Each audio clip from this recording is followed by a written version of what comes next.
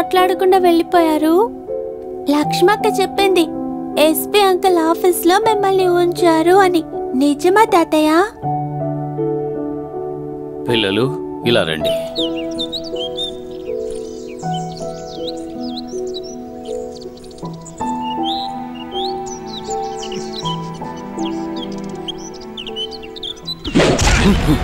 వాసు. అవునరా, వాసునే.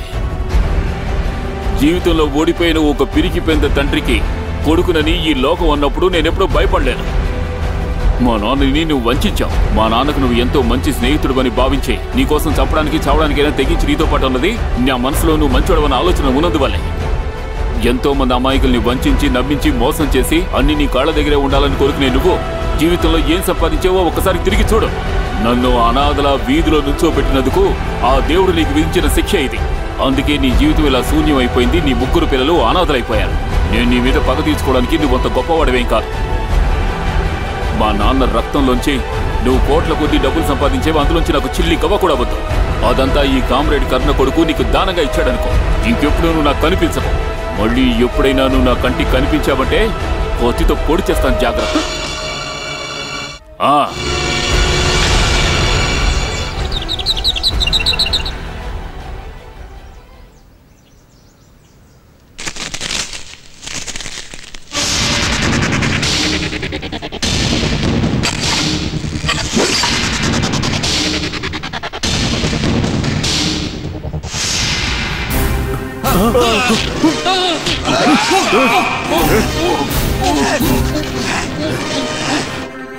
నువ్వేసేస్తేనేరా మా నాన్నకి శాంతి దొరుకుతుందిరా.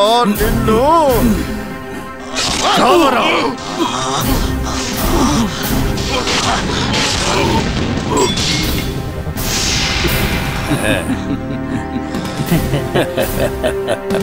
సారీ అన్నా, ఇలాంటి గురుదక్షిణ ఇచ్చినందుకు ఈ తమ్ముడిని క్షమించాలి. ఇది తప్ప మాకు వేరే మార్గం లేదన్నా. కుమరప్ప, మాతో పెట్టుకున్నప్పుడే తెలుసు నీ ముగింపు ఇలాగే ఉంటుందని. నేను అనుకున్నట్టే జరిగింది.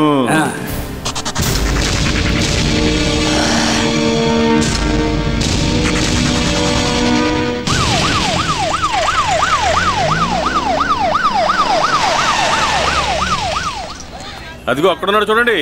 వీడితో గొడవ పడిన అదే స్పాట్ లో వీడిని అరెస్ట్ చేస్తే ఓ ఇంత మర్యాద కావాలా? నేను నమ్మలేకపోతున్నాను. చాలా వాసన ఏడుస్తున్నారు. ఏది ఏమైనా నీ చూపు చాలా పవర్ఫుల్ గానే ఉంది. ఇంకా ఎందుకు అలా చూసి టైం వేస్ట్ చేస్తావు? పద వెళ్దాం. ఏమిటో చెప్పు. ఏంటన్నా చిన్నపిల్లలా ప్రవర్తిస్తున్నారు?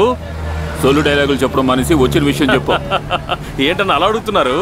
కుమరప్ప గారింటికి వెళ్లి కత్తితో ఆయన్ని హత్య చేసి తమరు గోడ దూకి పారిపోయి వచ్చిన విషయం ఇప్పుడే కదా మాకు తెలిసింది. ఇదిగో చూడండి, రోలెక్స్ వాచ్, అరెస్ట్ వారెంట్, పోలీసులు కూడా వచ్చారు. ఇక నువ్వు పట్టుబట్టకుండా వచ్చి తీరాల్సిందే.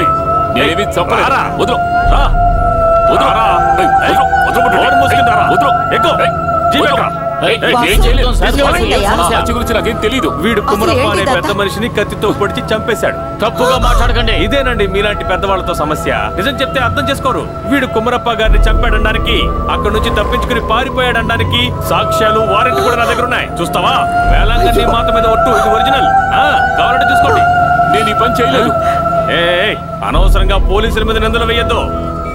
రారా, అనవసరంగా గొడవ చేయొద్దు.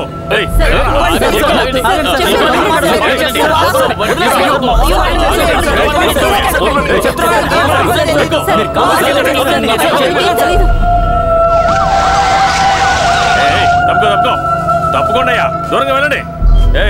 దగ్గర నడు, ముందుకెళ్ళు. పోరా. మార్కెట్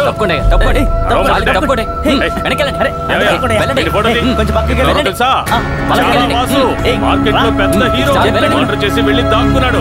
అదే మార్కెట్ లో నడవరా. ఫ్రంట్ పేజ్ లో రావాలా? చాలా వాసు. నోరు మూసుకుని రారా. నడు.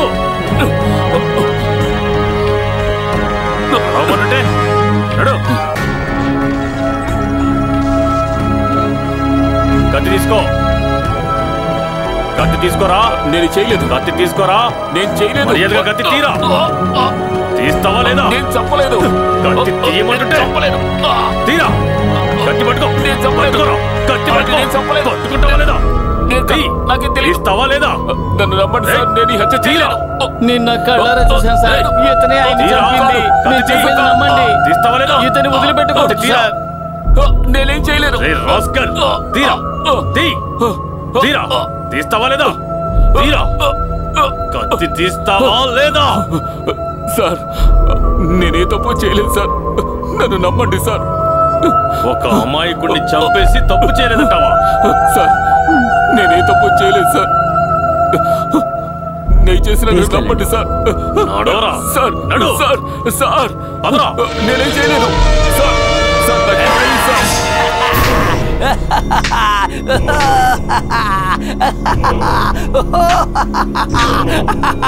వారే వా, ఆ భగవంతుడే నన్ను కాపాడాడు.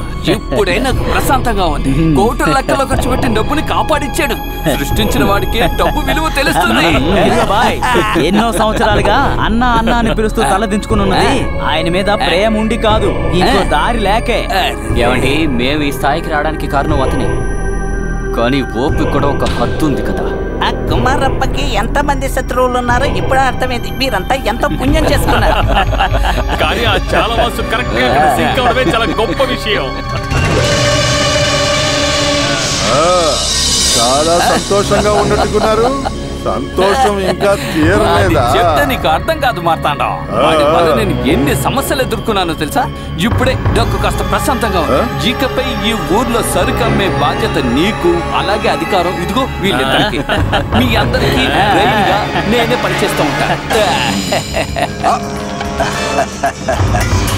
రాబోయే 15వ తారీఖున ఆ ఒక్క రోజు కోసం ఈ జన్మంతా కాచుకొని కూర్చున్నాడు ఈ మార్తాండ. మా నాన్నకి జరగకుండా పోయిన విషయం, ఆయన కళ నేను నెరవేరుస్తాను. మా నాన్న కుట్ర పన్ని చంపిన కుమారప్ప లేకుండా అక్కడ జరగబోయే వేలంలో ఈ మార్తాండం అలా చెప్పు.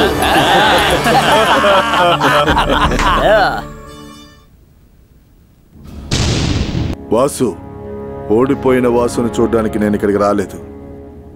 కష్టాలనేవి ఈ వాసుతో పాటే పుట్టినవి. అమ్మ, నాన్న, జోసెఫ్ గారు, నా మనసులో ఎంత బాధ ఉన్నప్పటికీ ఓ అన్నలా గౌరవించే వారిని నేనెప్పటికీ చంపలేను. నష్టం అనేది నీకు మాత్రమే కాదు వాసు. మార్కెట్లో నాకు తోడుగా నువ్వు ఉన్నప్పుడు నా కర్ణ నాతో పాటే ఉన్నాడు అనుకున్నాను.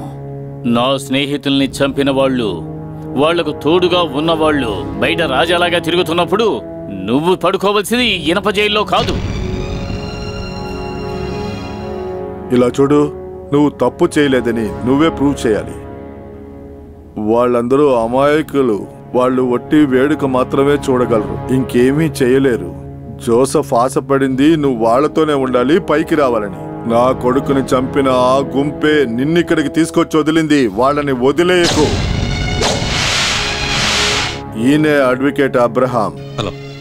నిన్ను త్వరలో బయటికి తీసుకొచ్చేస్తారు. బెయిల్ విషయాలు ఆయన చూసుకుంటారు.